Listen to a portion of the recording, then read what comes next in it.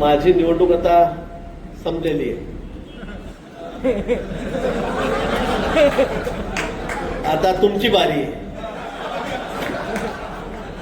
मी माझ्या निवडणुकीला एकही दिवस आलो नाही मतदारसंघामध्ये, तुमच्या निवडणुकीला सुद्धा येणार नाही. चालेल?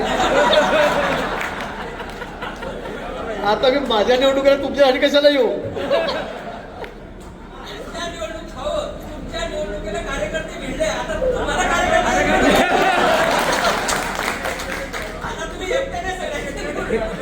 अच्छा, सगळी जबाबदारी मी घेऊ? तुम्ही काहीच करत नाही.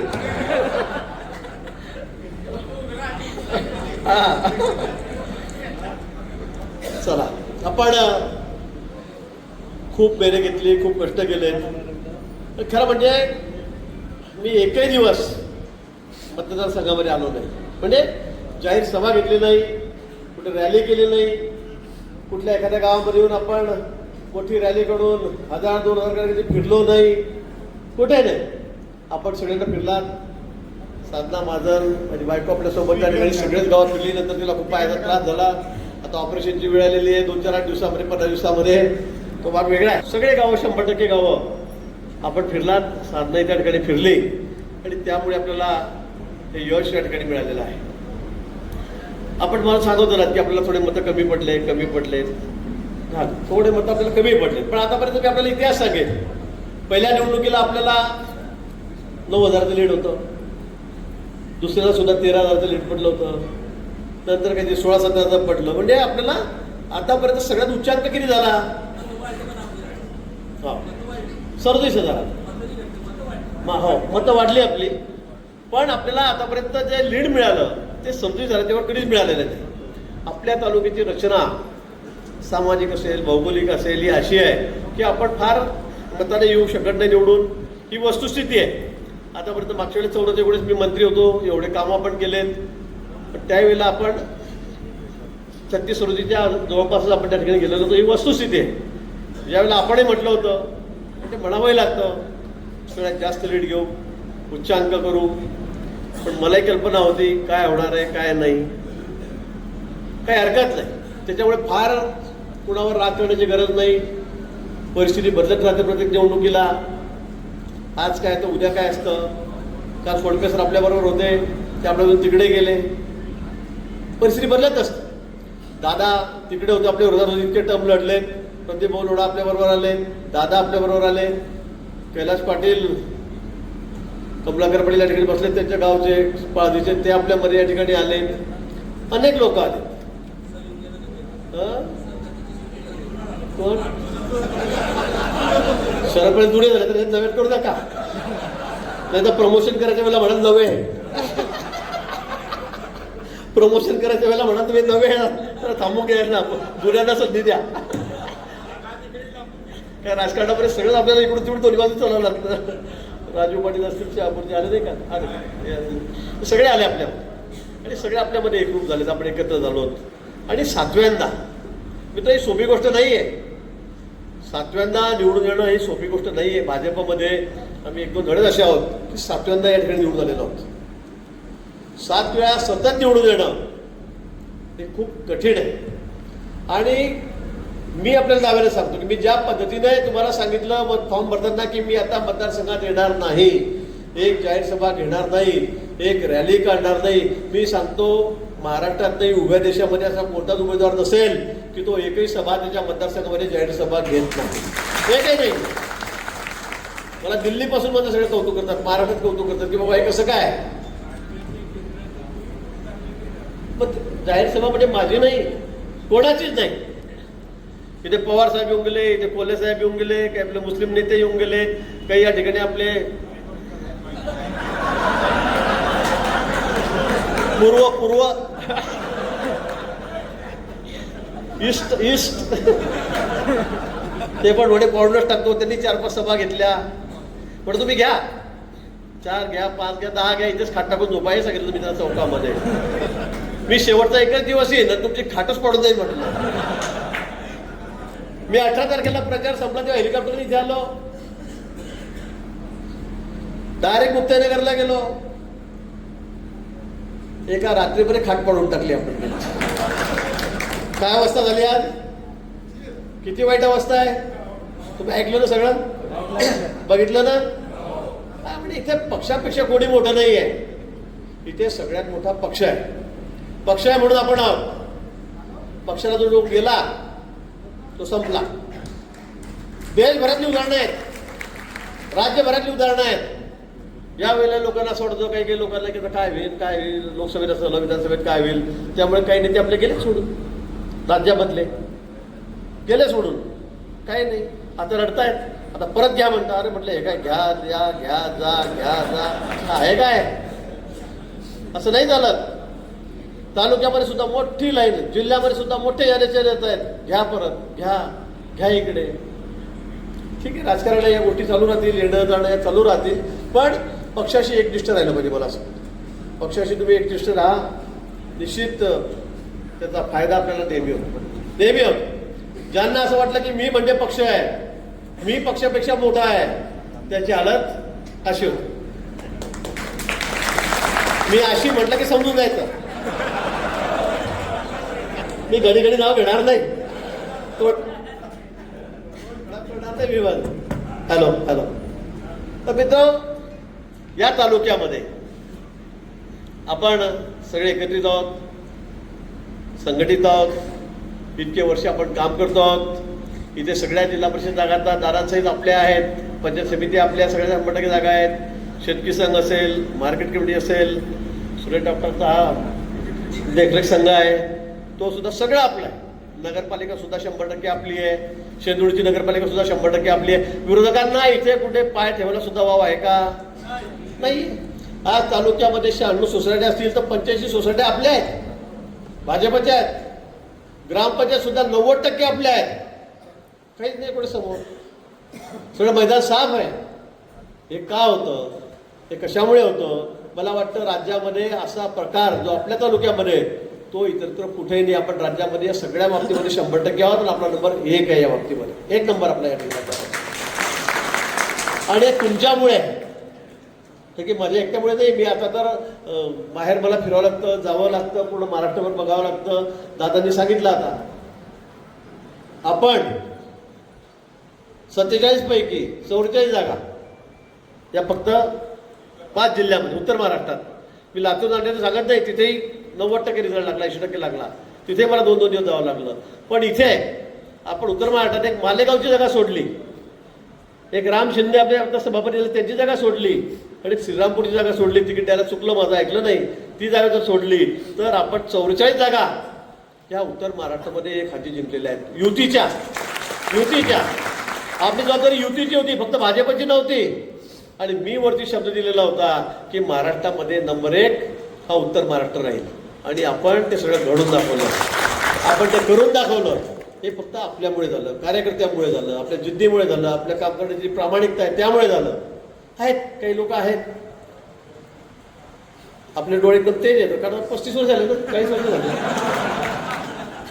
म्हणजे इथून माणूस तिकडे काय करतोय ते मला इथून कळतं. तो माझ्याजवळ काय बोलतोय, त्याच्या पोटात काय, त्याच्या ओठात काय, हे आपल्याला बरोबर कळतं.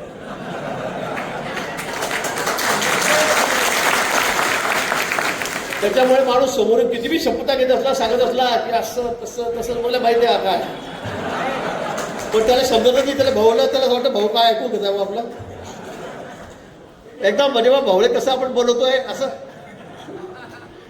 असं कोणाकोणाला वाटतं. पण तसं समजण्याचंही कारण नाही. आहेत काही लोक आणि असतात निवडणूक आहे राजकारणामध्ये, तर हे चालूच राहतं, हे चालणार आहे. पण ते मला कळतं, आपल्या काही कार्यकर्त्यांना, प्रमुख कार्यकर्त्यांना कळतं की काय चाललंय, काय करतोय, काय नाही करतोय, याने काय केलंय. काही लोकांचे मला फोन आले तर आम्ही बोलूनही दाखवलं. अरे म्हटलं तू फार मेल घेतली, तुला आराम कर म्हटलं, 2-4-8 दिवस फार घाई करतो म्हटलं. भाऊ सत्कारायला नाही, भेटायला नाही. अरे म्हटलं तू खूप चुकलाय म्हटलं. तर ते कळतं की भाऊ काय म्हणताय म्हणून. त्याला 100% कळालं की भाऊ असं का म्हणताय, फार थकलाय, तू आराम कर, लय मेहनत घेतली तुला. पण 7व्यांना आपण या ठिकाणी निवडू आलो, ही खूप मोठी गोष्ट आहे. आणि निवडून आलो, सरकारही आपलं आलं, ऐतिहासिक विजय आपल्याला मिळाला. मंत्रिमंडळी झालं. मंत्रिमंडळाच्या वेळेला आमच्या टीव्हीवरच्या मित्रांनी जरा लावलं प्रदेश अध्यक्ष होणार, संघटनेची जबाबदारी येणार, प्रदेश अध्यक्ष होणार. त्यामुळे अनेक लोकांना दागदोब. पण प्रदेशाध्यक्ष पद खूप मोठं आहे. तुम्ही बघता रोज टीव्हीवर याचं पडतं किती प्रदेश. आता बावनकुळे साहेब आहेत, रोज टीव्हीवर राहतात की नाही. मग मी टीव्हीवर आलो, तुम्हाला काय वाईट वाटत होतं?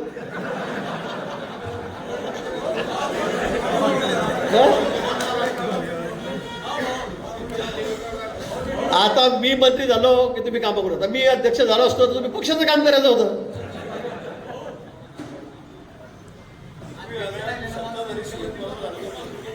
हो. तर अनेक लोकांना असं वाटत होतं, अनेक फोन येते, नाही हो भाऊ आपलं आपलं मंत्रिपद बरं आहे, आपल्याला कामं करणे, केवढे कामं झाले. खरं आहे, ग्रामविकास मंत्री असताना मला वाटतं आपण खूप मोठ्या कामाचा डोंगर या तालुक्यामध्ये केलेला आहे. खूप कामं आपण त्या ठिकाणी. मागे जलसंपदा मंत्री असताना सुद्धा आपण त्या खात्यातून खूप मोठा आपल्या तालुक्याला जिल्ह्याला न्याय दिलेला आहे. आणि सगळ्यांना असं वाटत होतं खात्याच्या बाबतीत, भाऊ हे खातं आपल्याला परत भेटलं पाहिजे, जलसंपदा खातं परत भेटलं पाहिजे. सगळ्यांची एकच मागणी होती की काही करा, हा तालुका 100% हिरवा करा, 100% शेतकऱ्यांना पाणी भेटलं पाहिजे. हे प्रत्येक कार्यकर्त्याला वाटत होतं. आणि तेव्हा शक्य होतं जेव्हा हे खातं आपल्याकडे येईल. आणि बघा योग केवढा मोठा, हा नशिबाचा भाग आहे माझ्याही आणि तालुक्यावासियांचा आहे. पण मी जिल्ह्यालाही नाही देणार आहे, राज्यालाही नाही देणार आहे. मुंबईपासून सबर्बनपासून सगळ्या MMR रिजनपासून मला सगळ्यांना आता नाही तर पुढच्या 4-5 वर्षामध्ये पाण्याची परिस्थिती बिकट होणार आहे मुंबईची. आता ते सगळे राहिलेले प्रकल्प आहेत, खूप मोठे आहेत, ते सगळे पूर्ण करायचे आहेत. विदर्भामध्ये पाणी द्यायचं आहे. एकच प्रकल्प आमचा सुरू होणार, त्याच्यावर अभ्यासाला 300 कोटीचं नुसतं सर्वेचं टेंडर आम्ही दिलेलं आहे. 85,000 कोटी रुपयाचा एकच नदीजोड प्रकल्प आहे. फक्त एकच नदी अशी वळवण्याची आहे. 85,000 कोटी रुपये एकच नदीला खर्च लागणार आहे. आणि असे लाख कोटींचे कामं या खात्यामध्ये आता माझ्याकडे आहेत. तापी महामंडळ आपल्याकडे झालं, विभाजन झालं, पश्चिम महाराष्ट्र तिकडे गेला, मराठवाडा तिकडे गेला. पण या 3 महामंडळामध्ये एवढी कामं आहेत की ती एका मंत्र्याकडून सुद्धा आवडली जाणार नाही, एवढी मोठी कामं आहेत. आणि त्यात आपला भाग जो आहे तापी आहे, याला आपल्याला न्याय द्यायचा आहे. अनेक प्रकल्प राहिलेले आहेत. बोदोडचे 2 प्रकल्प आपण आता सुरू केले इलेक्शनच्या तोंडावर, त्यांना पैसे द्यायचे आहेत. ते आले की आपल्या इकडचा पूर्वेकडचा भाग जो आहे सगळा हा सगळा इरिगेटेड होणार आहे. सगळा तुमचं राजनीपासून बेटारपासून सगळ्यांना पाणी मिळणार आहे. कुठेच तुम्ही काम खाली राहणार नाही. इकडे आपण आता वाघूर घेतला, 4,500 शेततळे, त्याची सुरुवात केली. परत फोटो पाहिला असेल माझा, मी तळे पाहतोय, सगळे मशीन लागलेत. 65 मशीन आता 45 पर्यंत आलं तर 65 मशीन त्यात रात्रंदिवस काम करणार आहेत, शेततळे करणार आहेत. 4,500 शेतकऱ्यांना आपण तळे देतो. 24 तास त्याला पाणी मिळणार आहे. धरणातलं बटन दाबलं कोणाचं कमी आहे, दाब्याचं बटन, प्रत्येकाची वेगळे लाईन आहेत. दाब्याचं बटन कमी झालं का पाणी, मला पाणी संपलं, बटन दाबलं की त्याच्या तळ्यामध्ये पूर्ण पाणी, सगळे तळे भरले जाणार आहेत. आणि सगळ्यात महत्त्वाचा फायदा काय असेल, शेतीला पाणी मिळेल. गाई म्हशी आपल्याला गुरं पाळता येतील, दुग्धुक्त होईल, चारा होईल. पण त्याहीपेक्षा त्या शेततळ्यामध्ये आपण जे मासे पाळणार आहोत, मत्स्यपालन करणार आहोत, त्याचं उत्पन्न आपल्या शेताच्या उत्पन्नापेक्षा जवळपास 4 पट जास्त आहे. 4 पट जास्त आहे. पुढे शेतकऱ्याला ज्याच्या शेतामध्ये तळं आहे, आता त्याला बघण्याचीच गरज नाही. तुम्हाला सांगतो, मत्स्य बीज आणून सोडलं जाईल, त्याने ते सोडायचं, त्याने ते मोठे करायचे मासे, वर्षभरामध्ये ते विक्रीला सुरुवात होईल आणि त्याचं उत्पन्न एवढ्या लाखात येईल की आपण विचार सुद्धा करणार नाही. अशा पद्धतीने देशातला एक आगळा वेगळा कार्यक्रम आपण हा त्या ठिकाणी घेतलेला आहे. देशामध्ये असं कुठेच नाही आहे की धरणातून पाणी डायरेक्ट शेततळ्यामध्ये जात आहे म्हणून, असं कुठेच नाही. हे पहिल्यांदा असं झालेलं आहे. ते केलं. भागपूर 750 कोटी रुपयाचं टेंडर या महिनाभरामध्ये आपण या ठिकाणी काढतोय, एका महिन्यामध्ये या ठिकाणी काढतोय. आणि त्यामुळे आपला सगळा पौरचा भाग, शेंदुडीचा भाग, लोहाऱ्यातला भाग, हा सगळा भाग आता आपण पूर्ण सगळे तलाव आपण, जसं आपण शेततळे भरणार आहे, तुमच्या तलावातले पाणी संपले की लगेच तलावावर पाणी टाकणार. मे मध्ये संपलं का बटन दाबलं की तापीचं पाणी अडवलं, डायरेक्ट धरणामध्ये पाणी येईल. नवीन धरण तुमचे जे आहेत शिल्लक राहिले आहेत ते या 2 महिन्यामध्ये सुरू होतील. या वर्षभरामध्ये 1.5 वर्षामध्ये सगळे तुमचे सगळे धरणं आहेत, लोहारा गटामधले असतील, पौरकडचे आहेत, वाघारी बेटावरकडचे आहेत, हे सगळे धरणं राहिलेले हे आपण या ठिकाणी पूर्ण करणार आहोत. मी तुम्हाला आश्वासित करेन या एका वर्षामध्ये तुम्हाला सगळे धरणं सुरू झालेले दिसतील आणि 2 वर्षामध्ये आजच्या 2 वर्षानंतर येणाऱ्या पावसाळ्यात या सगळ्या धरणामध्ये पाणी थांबेल, सगळ्या धरणामध्ये पाणी थांबेल। या तालुक्याचा काय परिणाम आपल्याला करायचा आहे? आता आपण बघितलं असेल केवढी केळी आपल्याकडे, किती ट्रक केळी भरायला आपल्याकडे येतात। आता रावेर सावजाकडे तिकडे या भागामध्ये जेवढी केळीला डिमांड नाही तेवढी आपल्याकडे, इतक्या चांगल्या दर्जाची केळी ही आपली आहे। सगळा माल तर एक्सपोर्ट व्हायला लागला, बाहेर कोणता माल जातो तर जामनेर तालुक्यातला माल जातो, यावर रावेरला मागत नाही, ते भले देशामध्ये विकतील पण जो माल ज्याने बाहेर पाठवायचा आहे तो फक्त जामनेर तालुक्यातला स्वीकारला जातो। पण 200 रुपये भाव जास्त दिला जातो, 300 रुपये भाव जास्त दिला जातो आपल्या मालाला, पण जामनेरचा माल आम्हाला पाहिजे म्हणून आपली मागणी आहे। आणि म्हणून आता सगळ्या दूर आपल्याला केळी दिसते। तुम्ही इकडून नेरीकडे जा, जळगावकडे जा, तुम्ही इकडे सगळ्या कुठल्याही भागामध्ये जा, अनेक धरणांमुळे या ठिकाणी आता आपण त्याची सिंचनाची व्यवस्था झालेली आहे, फळबागा व्हायला लागलेल्या आहेत, दुबार व्हायला लागलेला आहे, मका मला वाटतं आपल्याकडे एवढा व्हायला लागलेला आहे की सगळ्यात मोठं मक्याचा आगार आपला तालुका झालेला आहे, हा झालेला आहे। आणि कशामुळे झालं? त्या इरिगेशनमुळे झालं, त्या पाण्यामुळे झालं। आणि तीच जबाबदारी पुन्हा आपल्याकडे या ठिकाणी आली, त्यामुळे मी तुम्हाला हमखास सांगू शकतो, मी दुसऱ्या खात्याचा मंत्री असो, दुसऱ्या खात्याच्या मंत्र्यांना सांगताना, आता जसं आपण ग्रामविकास मंत्री झालो, आपण 25% कोटी कमी पडलो का? सगळ्या ठिकाणी व्यायामशाळा, ग्रामपंचायती, आपण ते मोठे मोठे डोम शेड, तुम्हाला गटारी, त्या ठिकाणी तुमचं गावामधले ब्लॉक बसून द्या, सिमेंट कंपनी रस्ते करून द्या, सगळं आपण केलं। आपल्या तालुक्यात जेवढं झालं तेवढं महाराष्ट्रात कुठेही झालेलं नाही, सगळ्यापेक्षा 10 पट जास्त आपण घेतलं, 10 पट। आता काही सांगायला हरकत नाही, खातं माझ्याकडे नाहीये, पण विचारणार नाही, मी आधी सांगायला घाबरत होतो आपण किती काम केलं म्हणून, आता हरकत नाहीये। आपण माझ्याकडे टुरिझम खातं होतं, पर्यटन खातं, शिवाजी महाराजांचा केवढा मोठा पुतळा, बाबासाहेबांचा पुतळा, आपण सगळ्या तुमच्या नेरीला, पाळदीला, तुमच्याकडे सगळ्या ठिकाणी, तर फतेपूरला काम चालू आहे, आपण या ठिकाणी पौरला करतोय, शेंदुडीला काम चालू आहे, तोंडापूरला करतोय, सगळ्या ठिकाणी चिंचखेड्याला आपण त्या ठिकाणी, सगळ्या ठिकाणी आता सगळा निधी देऊन, पैसे देऊन आपण छत्रपती शिवाजी महाराजांचे त्या ठिकाणी पुतळे, कुठे घोड्यावर बसल्या अश्वारूढ असतील, कुठे सिंहासनावर बसलेल्या, जगातला देशातला सगळ्यात मोठा पुतळा देशातला हा सिंहासनावर बसलेला, हा आपण आपल्याकडे लावलेला आहे, आपल्याकडे या ठिकाणी आहे। बाबासाहेबांचा एवढा मोठा पुतळा कुठे नाशिकला पण नाही, तेवढा मोठा उंच पुतळा, अजून त्यांची कामं आता फायनल स्टेजमध्ये आहेत, रंगरंगोटी चाललेली आहे, आपलं उद्घाटनासाठी आपण तो लवकर करून घेतला होता, पण आता सगळं फायनल टचिंग त्याचं चाललेलं आहे। सोनबर्डीवर तुम्ही गेलात, काय परिस्थिती तुम्ही जाऊन बघा, काय तिथे म्हणजे 4 जिल्ह्यातले लोक फिरायला, धुळ्यापासून तिकडून फिरायला लोक मुलांच्या सहली येतात, जामनेरला चला काय केलं त्यांनी बघायला, ते कारंजे 10-20 जिल्ह्यामध्ये कुठेही नाही, ते फाउंटन कुठेही नाहीत, ते आपण त्या ठिकाणी केले। पाणी नव्हतं, आपण तिथे पाणी सोडलं, त्या दोघी 3 टेकड्यांच्या मध्ये भिंत बांधली 7-10 कोटीची, तिथे पाणी अडवलं, एवढं मोठं चांगलं काम आपण केलं। वाघूरला तर आपण प्रति काश्मीरच केलेलं आहे, प्रति काश्मीर केलेलं आहे, इतकं सुंदर आपण त्या ठिकाणच्या बेटामध्ये केलेलं आहे। आणि म्हणून तालुक्यामध्ये जे करण्यासारखं होतं ते आपण सगळं केलं आहे, पण येणाऱ्या काळामध्ये अतिशय महत्त्वाची जबाबदारी आपल्याकडे आहे, आपत्ती व्यवस्थापन माझ्याकडे आहे। कुठे काही झालं, संकट आलं, अतिवृष्टी झाली, लँडस्लायडिंग झालं, कुठे काही डोंगर कोसळला, कुठे जीवितहानी झाली, ते सगळी मदत करण्याची जबाबदारी आपल्याकडे आहे। कुठे आता तुम्हाला ते थांबवायचं असेल तर तुम्हाला आता गावाला बंधारे बांधायचे आहेत, संरक्षण भिंती बांधायच्या आहेत, तेही काम आपल्याकडे, अनेक ठिकाणी आपल्याकडे संरक्षण भिंती बांधायच्या आहेत, तेही काम आपल्याला पूर्ण करत आहेत। अनेक गावामध्ये आपण एवढ्या संरक्षण भिंती बांधल्या मागचे इरिगेशन खातं असल्यामुळे की तुम्हालाच माहिती किती आपण त्या ठिकाणी बांधल्या, प्रत्येक गावाला, म्हणजे नेरीसारखं गाव बघा, तुम्ही पुलावर आले की एवढं सगळ्या भिंती बांधलेल्या, एवढ्या मोठ्या कोट्यावधी रुपयाच्या, पौरला तुमच्याकडे बांधलेल्या आहेत, शेंदुडीला तुमच्याकडे बांधलेल्या आहेत, देवपिंपरी असेल, अनेक गाव आहेत, पिंपळगाव वगैरे, वाकोद, सगळ्या ठिकाणी। पण आता सुद्धा मी तुम्हाला सांगतो की कुठलंही गाव असं राहणार नाही की पुरामुळे त्रास होतोय, पूर गावामध्ये घुसतोय, पाणी गावात घुसतोय, माती धसते, घरं वगैरे वाहून जातील, असं कुठेही राहणार नाही। ते सगळे कामं आता आपल्याला या वर्षभरामध्ये पूर्ण करायचे आहेत आणि ते आपण त्या ठिकाणी पूर्ण करूया। अशा अनेक गोष्टी आहेत, पण त्याही पलीकडे जाऊन कामं होतील, कामं कुठल्याही तुमचं बाकी राहणार नाही, कुठल्याही नाही। आता सौर ऊर्जेवर आपल्याकडे इतके इलेक्ट्रिकचा प्रॉब्लेम होता, आता सौर ऊर्जेवरचे पंप आपण दिलेले आहेत, तुमच्याकडले कमलाकर आपल्याकडे तर मला वाटतं सगळ्यात जास्त पंप आपल्या पाळदी गावामध्ये यांनी बसवले, सगळ्यात जास्त म्हणजे, आणि सगळीकडे आपण देतोय की एवढी मोठी अभिनव योजना आहे। शेतकऱ्यांना किती त्रास होता, रात्रभर बाहेर जावं लागत होत्या, 2 तास लाईन जायची, 1 तास जायची, तासभर अर्धा तास यायची, परत जायची, परत बटन दाबायला, परत किती हाल होते शेतकऱ्यांचे।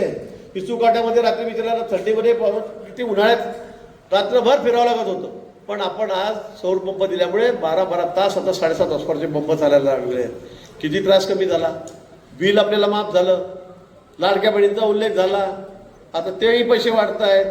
केवढी मोठ्या योजना आपण केल्या. आरोग्याच्या योजनेच्या बाबतीमध्ये मी तुम्हाला सांगेल, आरोग्याच्या योजना तर आपल्याकडे आधीपासून आपण करतो आहोत.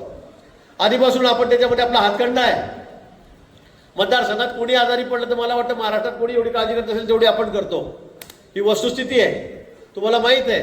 पण आता तर या पुढे जाऊन आता त्याची सगळीच जबाबदारी, आतापर्यंत मुख्यमंत्री फंडासाठी आपल्याला मुख्यमंत्र्याकडे जायचं, दारात जावं लागत होतं, त्यांना सांगावं लागतं. शिंदेसाहेब असतील, त्याच्यापूर्वी उद्धवजी असतील, पैसे वेळेवर मिळत नव्हते, नंतर बरोबर पैसे मिळत तसंच जावं लागतं घरी पैसे भर देऊन, त्याचे हाल व्हायचे. पण आता तुम्हाला मला सांगायला सर्वात मोठी अचिव्हमेंट आपली काय झाली. खातं तर आपल्याकडे आलं, मी मंत्री झालो, पण ही आरोग्याची जी योजना आहे, मुख्यमंत्री सहायता केंद्र आणि चॅरिटी केंद्र, म्हणजे तुमच्याकडे कोणाला 25 लाखाचं ऑपरेशन असेल, 50 लाखाचंही असेल, तुम्हाला मोठ्यात मोठं हॉस्पिटलला करायचं आहे, ब्रिज कांडीला करायचं आहे, बॉम्बेस्टला करायचं आहे, लिलावतीला करायचं आहे, पुण्याला रुबीला करायचं, कुठेही सांगा, ती फुकट करण्याची जबाबदारी आता आपल्याकडे आली. आपल्याकडे आली.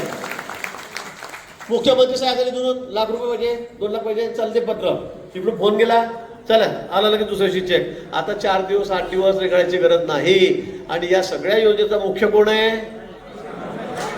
रामेश्वर एकटा 300 लोक पूर्ण मंत्रालयामध्ये पूर्ण एक फ्लोअर घेऊन त्या ठिकाणी बसलेला आहे. तो त्याचा अध्यक्ष आहे. त्याच्याकडे आपण ते काम दिलेलं आहे. मुख्यमंत्री महोदयांनी दिलेलं आहे. एवढं सोपं नाही मित्र आहे. तेवढं सोपं नाही की एवढ्या मोठ्या आरोग्याची जबाबदारी त्याच्याकडे मंत्रीपदाच्या बरोबरीचं काम आहे, हे त्याच्याकडे त्या ठिकाणी दिलेलं आहे. त्याचा प्रामाणिकपणा पाहून दिलेला आहे. त्याचं एवढ्या वर्षाचं 25 वर्ष आपल्या सोबत आहे, 20 वर्ष आले, त्याचं काम पाहून त्याला त्या ठिकाणी दिलेलं आहे. आणि म्हणून आता तुम्हाला मी सांगेन, आपल्या मतदारसंघात, आपल्या गावात, आपला नातेवाईक, जिल्ह्यामध्ये, तालुक्यामध्ये, महाराष्ट्रामध्ये कोणी असेल त्याला तात्काळ मदत लागते लाख रुपये. तुम्ही फक्त आपल्याकडे या, कार्यालयामध्ये या, काय लागते थोडी 2 कागदपत्र द्या, तुमचं काम संपलं. तुम्हाला मोठं ऑपरेशन करायचं आहे, आमच्यापर्यंत या, लगेच तुम्हाला इथून युरोपियन ब्रिटिश हॉस्पिटल जा, बॉम्बे हॉस्पिटल जा, या रुबूमध्ये जा, या कॉटवर त्या ठिकाणी चालला जा. आपले माणसं त्या ठिकाणी 25-25 माणसं आपले काम करतायत, ते तुम्हाला घेऊन जातील, तुमची सगळी व्यवस्था करतील, राहण्याची, जेवणाची, खावण्याची. एवढं मोठं काम आपण करतोय. मला वाटतं आपल्याकडे, मला हीच अपेक्षा पुढच्या काळामध्ये, आपण कार्यकर्ते आहात, बाकी कामं होतील, पण वैयक्तिक जे काम आहे, वैयक्तिक लाभाचं काम आहे, हे वैयक्तिक लाभाचंच काम आहे. जो माणूस अडचणीमध्ये आहे त्याला आपण मदत करतोय, त्याला दवाखान्यात घेऊन जातोय, इथपर्यंत आणून त्याला पद्धतीने आपण मुंबईला पाठवतोय. यापेक्षा मला वाटतं दुसरं मोठं काम कुठे असू शकत नाही. आणि आपण 7-7 वेळा या ठिकाणी निवडून देतो आहोत. तुम्ही सगळेजण या ठिकाणी पुन्हा पुन्हा निवडून देत आहे. वेगवेगळ्या ठिकाणी पंचायत समिती, जिल्हा परिषद, शेतीचा मार्केट कमिटी, नगरपालिका, नगर परिषद, हे काय येत आहेत तर लोकांचा आपल्यावर विश्वास आहे. लोकांना काही प्रचार करू द्या, काही म्हणू द्या, काही फरक पडत नाही. तुम्ही लोकांच्या सुखदुःखाच्या ज्या वेळेला सोबती होतात ना, त्याच्या संकटात तुम्ही त्यावेळेला त्याला धावून जातात, तो माणूस आपल्याला कधी विसरू शकत नाही. आणि म्हणून आपल्यासारखे कार्यकर्ते, माझ्यासारखा सामान्य कार्यकर्ता, कोणी लोक जातपात पाहत नाही, कोणी पैसा पाहत नाही, कोण मोठा कोण छोटा हा पाहत नाही, आणि 7 वेळा निवडून देतात. राज्यामध्ये आपण विक्रम करतो, त्याचं कारण खरं हे आहे. आणि म्हणून मला तुम्हाला सांगायचं आहे की आता यापुढे तुम्ही सगळे प्रमुख कार्यकर्ते या ठिकाणी बसले आहेत, शहरातले पण आहात. आपलं कार्यालय आहे, आपण एकदा मध्यावत केलं, तुम्ही बघितलं कार्यालय आपलं, आपल्या घराकडे जाताना उजव्या हाताला कार्यालय आहे. आता नवीन मार्केटमध्ये अतिशय अद्यावत कार्यालय ठिकाणी गेलं आहे, कॉम्प्युटरच्या ठिकाणी आहे. तिथे आता मी 4-5 लोक अजून नवीन ठेवतोय आणि त्यांच्याकडे वेगवेगळं काम देणार. दवाखान्याचं काम असेल तर त्यांनीच पाहिजे, त्यांनीच कॉर्डिनेट करायचं. जळगावला मग अरविंदला तो सांगेल, पितांबरला सांगेल, काय आपलं जंजाळ आहे, मनोज आहे, शिवा आहे, हे आहे, त्यांना तो सांगेल, इथून तो सगळ्यांचं कॉर्डिनेट करेल. नाही तर मग कोणाला सांगा, तो होतो हा पाहिजे, तो होतो तो पाहिजे, कोणाकडे जातो, दुर्लक्ष करतो, तो कामावर वेगळा राहतो. त्यापेक्षा 24 तास सेवा, 24 तास तिथे आपण माणूस ठेवू. 2-3 माणसाच्या ठिकाणी 8 तासाची ड्युटी ठेवा, 10 तासाच्या ठेवा. त्या माणसाने तरी थांबायचं. रात्री जरी कोणी आलं की बॉस असं आहे, अँब्युलन्स चला लगेच झालं. तिथे आपला गणेश या ठिकाणी आहे, आपल्या 2 गाड्या आहेत, अजून आपण 2 गाड्या घेतोय.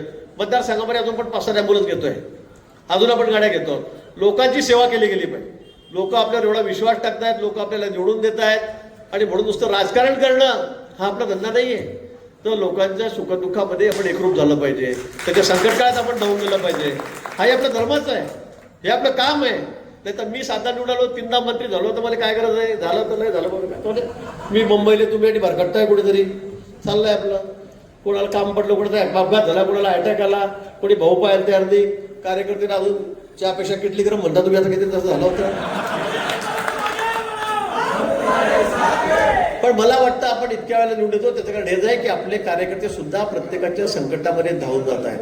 प्रत्येक गावामध्ये तुम्ही बसलेले कार्यकर्ते कोणाला वाऱ्यावर सोडत नाही की जाय बाबा तिकडे जाय, मला सांगू नको, मी कशाला फोन करू, मी कशाला सांगू. तुम्ही सुद्धा लोकांना या ठिकाणी घेऊन येतात. मला रोज फोन येतात पेशंटच्या बाबतीमध्ये.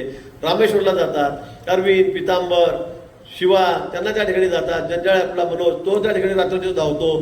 तुम्हाला अनेक लोकांना जळगावचा अनुभव असेल. कोणी पेशंट असला की 1 मिनिट सुद्धा आपला कार्यकर्ता वेळ लावतो का तिथला जळगावचा, लगेच पळत जातात.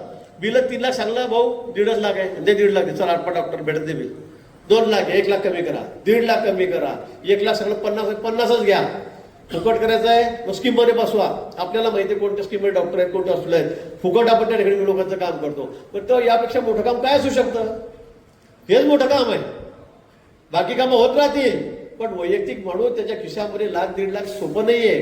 त्या गरीब माणसाच्या खिशात असतील, घरात असतील, सामान्य माणसाच्या घरात असतील, मध्यमवर्गीय माणसाच्या घरात असतील 2 लाख 3 लाख.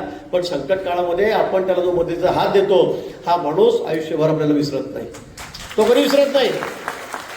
तो आपल्या सोबत राहतो, त्याचे आशीर्वाद आपल्या सोबत राहतात. आणि म्हणून आपल्यासारखे लोक त्या ठिकाणी इतक्या वेळा 35 वर्ष कोणाची डाळ इथे शिजत नाहीये आणि शिजणार पण नाही. मी तुम्हाला सांगतो यापुढे शिजणार पण नाही. पण हे काम आपण सतत चालू ठेवा, सतत सुरू ठेवा. हे काम सर्वात पुण्याचं आहे आणि सर्वात महत्वाचं आहे. अनेक कार्यकर्ते माझ्या समोर या ठिकाणी बसलेत, असे इथे बसलेले आहेत की पेशंट आला की बिचाऱ्यांना असं बेचैन, चला चला चला गाडी मागवा, चला मी जळगावला येतो, ऍडमिट करा. मुंबईला नाही का भाऊ, मुंबईला सोय करा. मुंबईला गेला तिकडे फोन करून देतात, लगेच तिथे त्याची व्यवस्था होते. मुंबईला आपलं मोठी जागा आहे, 200-250 लोक राहतील एवढी जागा आपण भाड्याने घेतलेली आहे. महिलांची व्यवस्था वेगळी आहे, पुरुषांची वेगळी आहे. जेवणाची व्यवस्था आहे, राहण्याची व्यवस्था आहे. माणसं तिथे एवढे लगेच घेऊन जातात, कागदपत्र देतात, लगेच पैसे मंजूर करून घेतात. आता सगळं आपल्याकडेच आहे, त्यामुळे तुम्ही काळजी करू नका. पण हे पुण्याचे कामं सुद्धा आपण करा. बाकी कामं होतील, होत राहतील, पण त्याबरोबर हे काम सुद्धा महत्वाचं आहे. आणि यापुढे आता माझी आपल्याला विनंती, आपलं कार्यालयात आपण अद्ययावत केलेलं आहे. तिथे आता 3-4 लोक इंटरव्ह्यू घेऊन आज उद्यामध्ये मी त्या ठिकाणी ठेवतो. पण सगळे सेक्शन वेगळे करा. पंचायत समिती झेडपीचं काम आहे ना, ते एकट्या तिकडे जा, त्या माणसाकडे पहा. दवाखान्याचं काम आहे, या माणसाकडे पहा. मुंबईचं काम आहे, त्या टेबलवर जा. तिथे लावलं ठेवू, कुठले कामं कोणी करायचे. तिथे नुसता गोंधळ होतो. मी तेच सांगतो तुम्हाला की जे असेल महसूलचं काम तहसीलदार कलेक्टरकडेच असतं, त्यांच्याकडेच जायचं. म्हणजे ज्या विभागाचं काम असेल त्यांनी त्या माणसाकडे, त्यातला एक्सपर्ट माणूस बसलेला नाही, तो तुम्हाला सांगेल तहसीलदाराकडे निकाल द्यायचा आहे काय, भानगडे रस्त्याची भानगडे हे काय आहे. आपले 4 करते गावातल्या 4 कार्यकर्ता विचारा. तिथं आपल्याकडे डायरेक्ट येतात, भाऊ हे असं झालं, हे तसं झालं. आता आधी संजीवदारा जाऊ सांगा, संजीवदारा तिकडे फोन करतो आणि आमच्यावर अन्याय होतोय. आता संजीवदारा तिकडे आहेत, सगळे इकडे. आता मुक्ताईनगरचे लोक माझ्याकडे येतात. आज सगळ्यापासून जवळपास 10 गावचे लोक आले असतील. भाऊ त्यांना फोन करून टाकलाय, आमच्यावर अन्याय चाललाय, फोन करा. फोन केला, आपल्या जिल्हा परिषद तिकडून फोन आला, हो म्हणे भाऊ तुला मग काम आहे म्हणून मया विरोधात फोन करतात. ते लोकांना आता त्याच्यामुळे शहानिशी करावी लागेल, थोडी शहानिशी पण करावी लागेल. चांगलं काम आहे कोणाचंही करा. पोलीस स्टेशनच्या भानगडी असतात, एक बाजू घेतली की दुसरी बाजू नाराज होते. त्याच्यामध्ये तपासून घ्या, नाही तर मग आपला म्हणून जेलमध्ये तिकडचे काम करणारे आहे. भाऊनाचं काम केलं म्हणजे हा बी गेला तो बी गेला, हा बी गेला तो बी गेला. डुबली ठेवू नका, चालतं चालू राहतात, बदलत राहतात, चालू राहतात त्या गोष्टी. राजकारणामध्ये गोष्टी कराव्या लागतात. पण मला असं वाटतं की आता थोडंसं पुढच्या काळामध्ये आपणही थोडंसं काळजी घ्या. चंदूअण्णा मला म्हणता की आता मी नाही आले, माझ्याकडे आलं, मी नाही काम नाही सांगलं. हा दुसरा आपला कार्यकर्ता घेऊन आला दुसऱ्या गावचा, तुम्ही लगेच फोन केला म्हणजे म्हणजे मी वाईट होऊन गेलो नाही केलं. चंदूअण्णा तो माझ्या बी नातेवाईक आहे, याचा बी नाही नातेवाईक आहे. म्हणजे उदाहरण सांगतो मी तुम्हाला. म्हणजे तो चंदूअण्णाचाही नातेवाईक आहे, हा शरदचा पण नातेवाईक आहे. चंदूअण्णा सांगलं कारण भाऊ मी त्याकडे तू तोड नाही जमणार नाही भेटाय मला, तुला काम केलं नाही, विरोधात केलं जोरात. मग आता तू कसं आला माझ्याकडे, इकडे येऊ नको तू. त्यानं लगेच पैत केलं, शरद पटेल धरलं. म्हणजे उदाहरण सांगतो बरं कसं अगदी तुम्ही होता का कोण होता असं. तर तो तिकडे गेला, शरद पटेल काय चला आता आपण कसं असतं ओळखीचं आहे, नातेवाईक आहे, जवळचं आहे, आपण घेऊन येतो. आता याला माहीत नसतं की याच्या गावात त्यानं काय केलं म्हणून. तो येतो काम करून जातो. लगेच तुला नाही केलं तर काय पाय शरद पठार करून दिलं माझ्या काम. भाऊने लगेच फोन केला, झाला म्हणजे म्हणजे परत चंदोडना त्याच्या उतरला, पण तो आपलं काम करत नाही. पण मला वाटतं या गोष्टी थोड्या फार जे असे एकदमच टोकाचेवाले असतील ना त्यांच्या बाबतीमध्ये, त्यांच्यावर माझं ध्यान राहील. आता यापुढे माझं लक्षात आहे सगळं, माझं लक्ष भारी राहणार आहे. काही लोकांच्या रेकॉर्डिंग माझ्याकडे आल्या.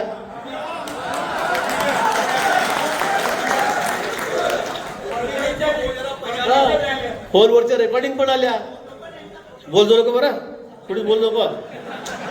हा, पण तिकडे चालव मायच्यात मै शब्द नको, माय नाव नको नाही. असं जीव तोडून प्रमुख लोक हा पण मला असं वाटतं की अशा पद्धतीने काही लोकांनी गडबड केली, पण त्यांच्यावर थोडं लक्ष ठेवावं लागेल. आणि आपण सुद्धा सगळे करताना थोडं, फार नाही हार्ड अँड फास्ट, पण थोडं त्यांनाही चपराक बसली पाहिजे प्रमुख लोकांना की आपण असं करताना आपण एक्सपोज झालेलो आहोत. आहेत असे लोक. अनेक लोकांनी मला मोबाईल दाखवले, त्यांचे मेसेज दाखवले, त्यांचे दाखवले ना मला.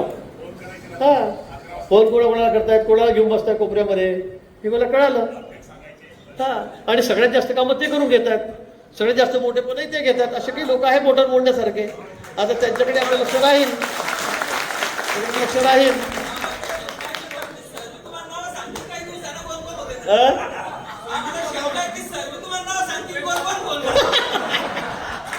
ते सगळं उघडतं बरोबर. आता संजूदारांना मला सांगलं कोण काय काय करतो. संजूदारांना मला पहिले हाताने सांगलं की कोण चवट आहे तुमच्यावरचं.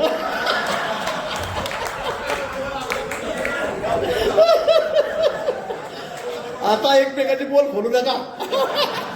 जसं तसं राहू द्या. हा गमतीचा भाग आहे, तसं आपल्यामध्ये पुढे नाही. पण काही मोजक्या लोकांना थोडंसं वाटलं होतं, ठीक आहे, त्यांना त्याचं लागलं, काही फरक पडत नाही आपल्याला. पण आपण अतिशय ताकदीने लढलात, दमाने लढलात, मी नसताना लढला. असं देशामधलं मी पुन्हा सांगितलं एकच उदाहरण आहे की उमेदवार एकही सभा घेतली. शरद पवारची सभा झाल्यावर कोल्हे या ठिकाणी 2 सभा घेत आहेत, खडसे 5-5, 7-7 सभा घेत आहेत, बाकी वेगवेगळ्या धर्माचे लोक, समाजाचे लोक, मुस्लिम समाज ते सभा घेत आहेत. मी एकही सभा घेतली नाही. सगळ्यांनी मला सांगितलं तालुक्यात 25,000 कार्यकर्ते सभा घ्या, 25,000 महिला आणू, 50,000ची एक मोठी सभा घ्या, आपलं काम जोरात होईल. मी म्हटलं मग मी तर ठरवलंय की मी एक बी सभा घेणार नाही, मी एक बी रॅली करणार नाही, एका बी गावात पाय पडायला जाणार नाही, म्हणून मत बघायला जाणार नाही.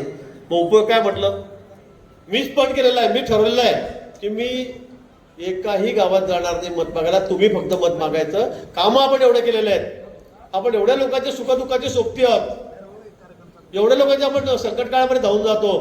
मत मागायची गरज नाही, लोकांनी दिलंच पाहिजे. आणि म्हणून मी त्यावेळेला आग्रह धरला की मी कुठे येणार नाही.